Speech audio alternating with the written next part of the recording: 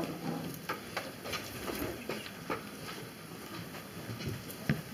Merci à l'ambassadeur d'Iran qui nous quitte aussi.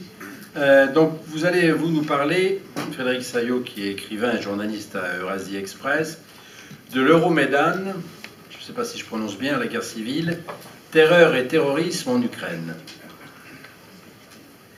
Nous allons un peu changer de guerre géographique, mais pas tant que ça, vous le verrez à la fin de mon exposé. Donc je rejoins ce qu'a dit l'intervenant tout à l'heure concernant la couverture médiatique des événements en Syrie, dont je me suis un peu occupé il y a quelque temps. Et malheureusement, nous avons vécu la même chose à propos, en effet, de ce qu'on a qualifié ici d'Euromaïdan. Depuis avril 2014, une opération antiterroriste a été entreprise par les autorités de Kiev dans l'est de l'Ukraine. Selon les chiffres de l'ONU, elle a déjà fait plus de 4000 morts parmi les civils, dont plusieurs centaines, depuis que des accords de paix ont été signés à Minsk le 5 septembre entre Kiev, les républiques populaires de Donetsk et de Lugansk, l'OSCE et la Fédération de Russie. La presse et la classe politique française dans sa majorité font le silence sur ces crimes qui ne sont pas des crimes de guerre, mais des crimes contre l'humanité, en fait, une véritable entreprise génocidaire. Mesdames et messieurs, c'est cet étrange silence, ce silence complice, ce silence criminel que je vous propose d'interroger. Le récit de la révolution pro-européenne à Kiev, tel que le véhicule la doxa mainstream dans les médias, voudrait que le président Yanukovych, après sa volte-face sur l'accord d'association avec l'Union européenne au sommet de Vilnius les 28 et 29 novembre 2013, ait provoqué l'indignation et la mobilisation d'une population lassée par un régime corrompu. Après 3 mois d'une confrontation croissante, les morts du Maïdan provoquent sa fuite et son remplacement par un gouvernement provisoire pro-occidental qui remet l'Ukraine sur les rails de l'accord d'association.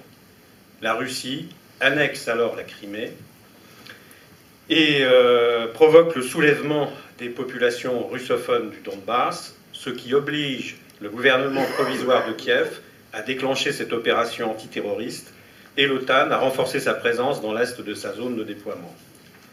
Mais à mon sens, c'est un sujet qui a été abordé par Jacques Miard au début de cette conférence et à nouveau par M. Le Sourd, je crois. Il y a une autre raison à ce silence criminel. Dans l'inconscient de la classe politico-médiatique française, gît également la référence à la Révolution française, à la terreur et à ses victimes, prix à payer pour repousser l'intervention étrangère, mater l'insurrection vendéenne et instaurer la République contre la tyrannie. Le Donbass serait la Vendée ukrainienne, et la terreur qui exerce la garde nationale et les bataillons nationalistes s'en trouverait, à ses yeux, légitimée. J'ajouterais quelque chose à la peinture que je qualifierais de bisounours de la terreur telle qu'en a fait le député Jacques Miard. J'ajouterais un élément essentiel à l'exercice de cette terreur, c'est la loi sur les suspects du 17 septembre 1793, qui a fait plusieurs dizaines de milliers de victimes, vous disiez près de 100 000 tout à l'heure, et qui serait la référence de la chasse aux séparatistes terroristes qualificatifs dont sont affublés tous les opposants en Ukraine post-Maïdan. On a beaucoup de témoignages à ce sujet. J'ajouterais une chose également, c'est que cette loi sur les suspects de 1793 a eu une descendance dans le code pénal soviétique à partir de 1928. C'est l'article 58 du code pénal qui définissait les individus socialement dangereux et qui a été le prétexte au déploiement d'une terreur de masse qu'ont connu ces espaces géographiques dont on a peu d'idées, la terreur ayant en France, encore une fois, fait 100 000 victimes, ce qui est beaucoup, mais ce qui est peu, eu égard aux crimes effroyables qui ont été perpétrés dans l'espace de l'ex-URSS jusqu'à la fin des années 30.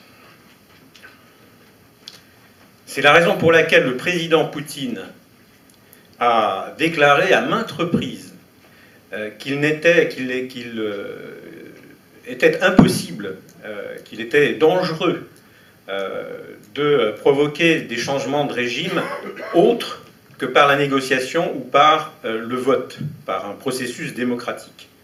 Il a averti de cela à maintes reprises. Malheureusement, son avertissement n'a pas été retenu par l'Union européenne, qui porte, à mon sens, une grave responsabilité dans l'évolution des événements en Ukraine.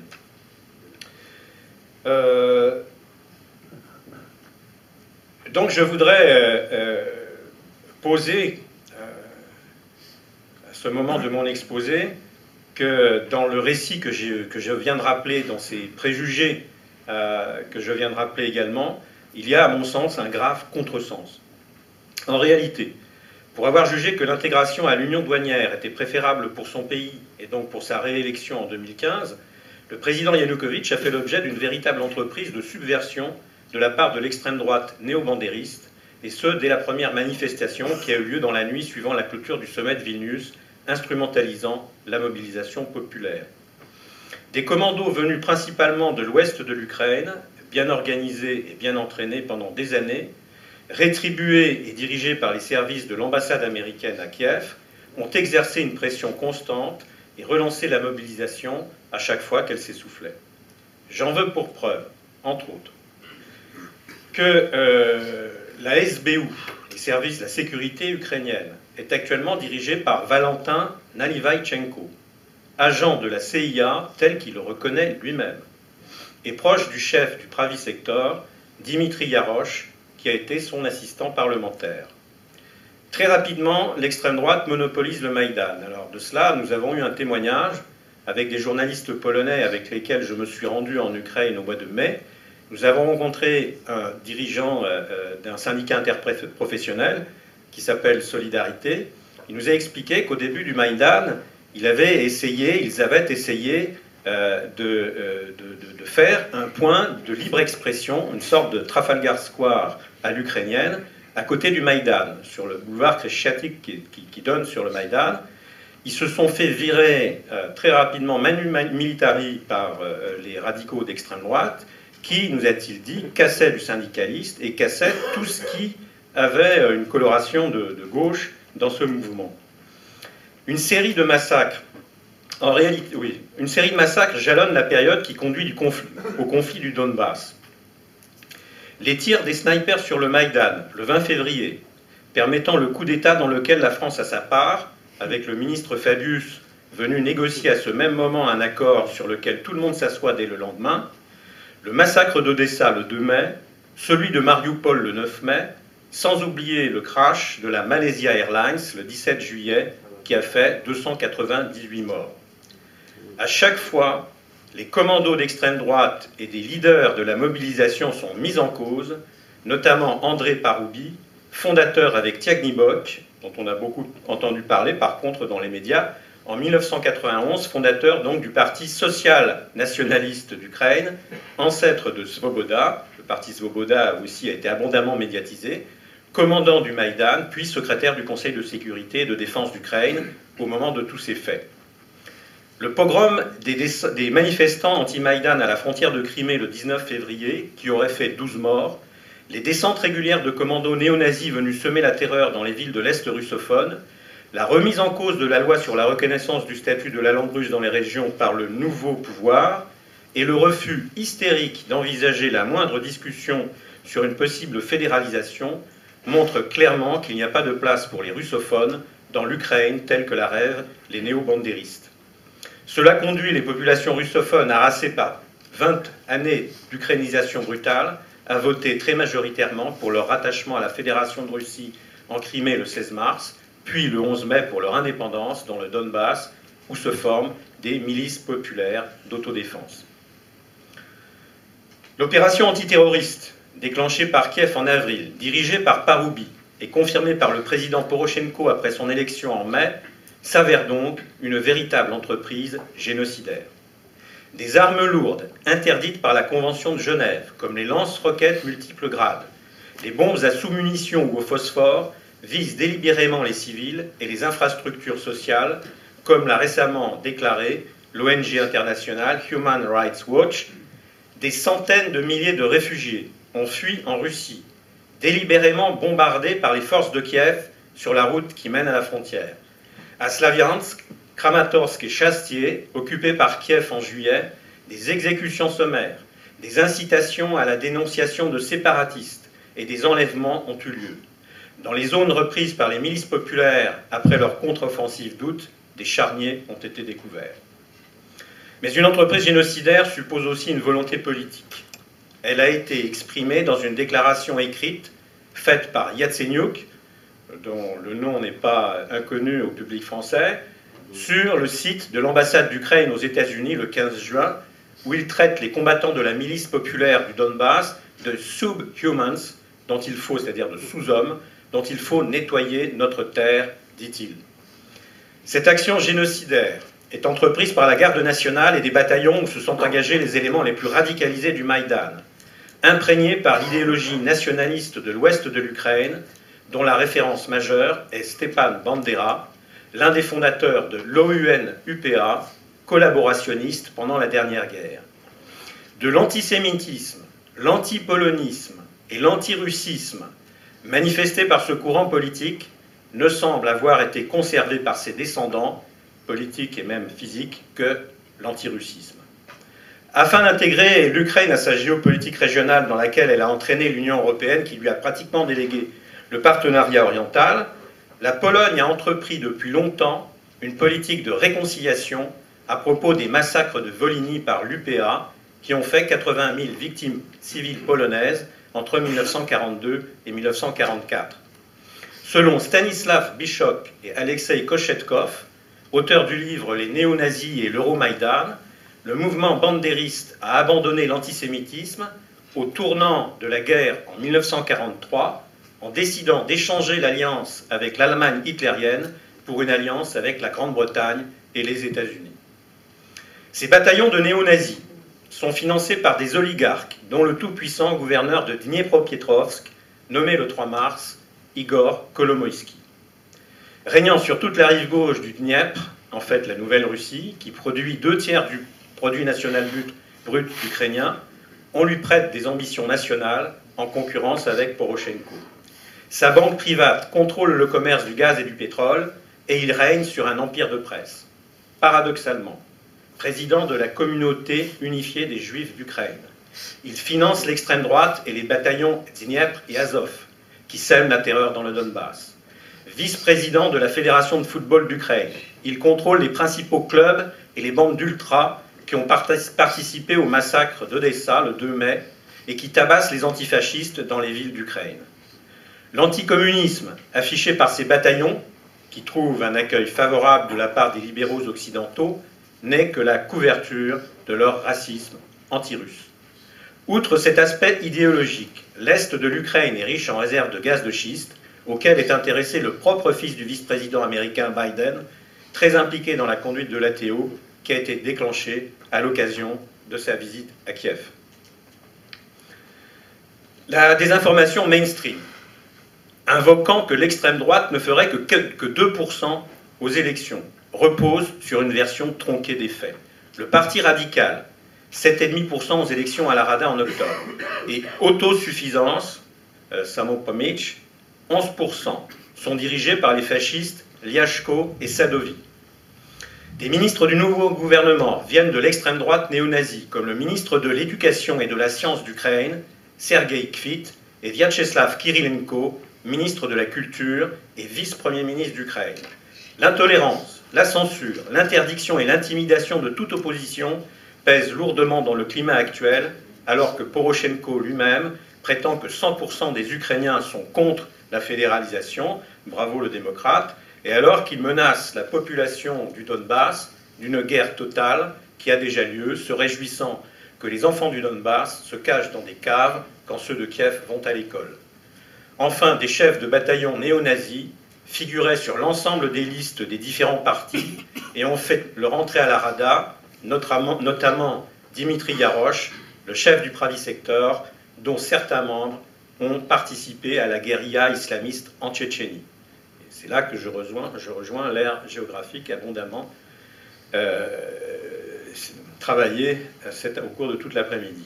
Dokou Umarov, chef du califat du Caucase, et responsable notamment des attentats du métro de Moscou en 2010 et de l'aéroport de Domodedovo en 2011, aurait été appelé par Yarosh début mars à combattre contre la Russie, ce qui a été démenti ensuite par le Pravi Sector. Le fait est qu'Umarov a été liquidé début 2014 par le FSB ou par Ramzan Kadyrov, le président de Tchétchénie, qui l'a revendiqué. Alors là, je vais apporter une précision importante, me semble-t-il, parce qu'il y a peu de temps de cela, j'ai été étonné de constater à quel point, même chez des spécialistes, ici en France, le mot tchétchène signifie terroriste. Donc, la précision est la suivante.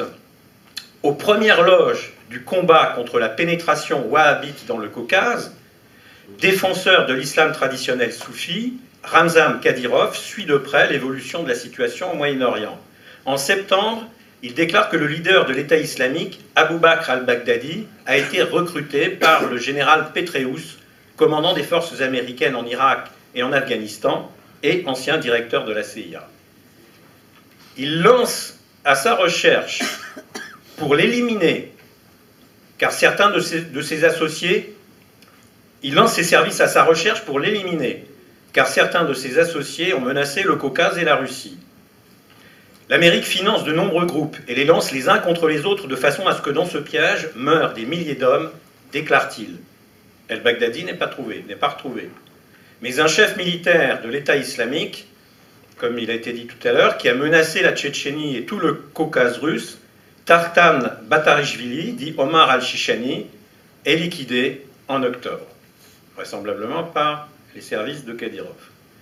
L'épisode suivant a lieu il y a tout juste une semaine, le 4 décembre au matin, peu après l'installation du nouveau gouvernement ukrainien et le jour même du discours annuel du président Poutine devant l'Assemblée fédérale. Grozny est ce jour-là l'objet de la plus forte attaque terroriste de son histoire récente, qui a fait 14 morts chez les policiers et 11 chez les terroristes. Kadyrov révèle la responsabilité du frère d'Umarov, Ahmad, réfugié en Turquie et bénéficiant du financement des services spéciaux occidentaux.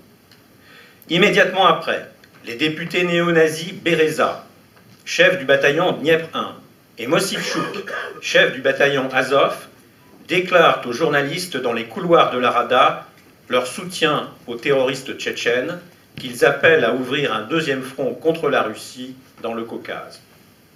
Une action est lancée contre eux par le comité d'enquête de Russie pour appel public à des actes terroristes. Au même moment, Paroubi, qui vient d'être élu vice-président de la Rada, propose une loi faisant de l'Ukraine un État associé de l'OTAN.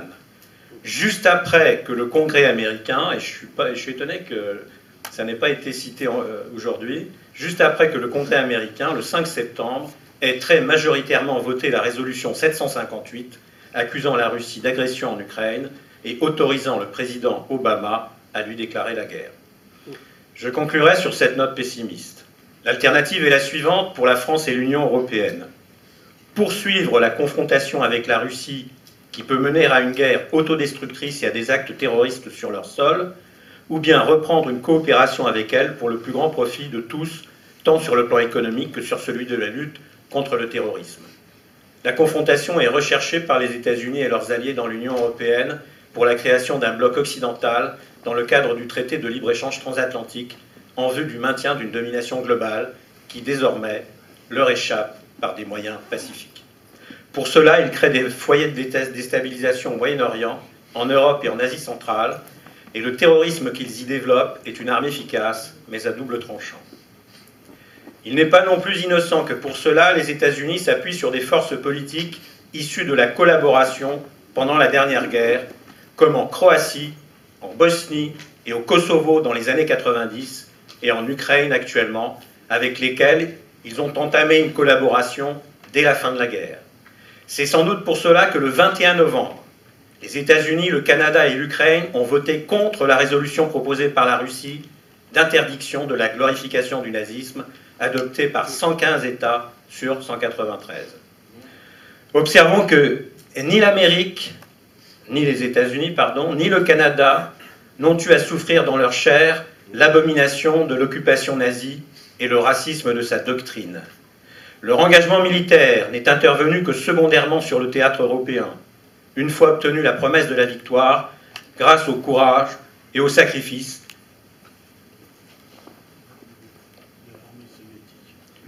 de tous les peuples de l'Union soviétique. Le vote de l'Ukraine ne peut donc signifier qu'une seule chose.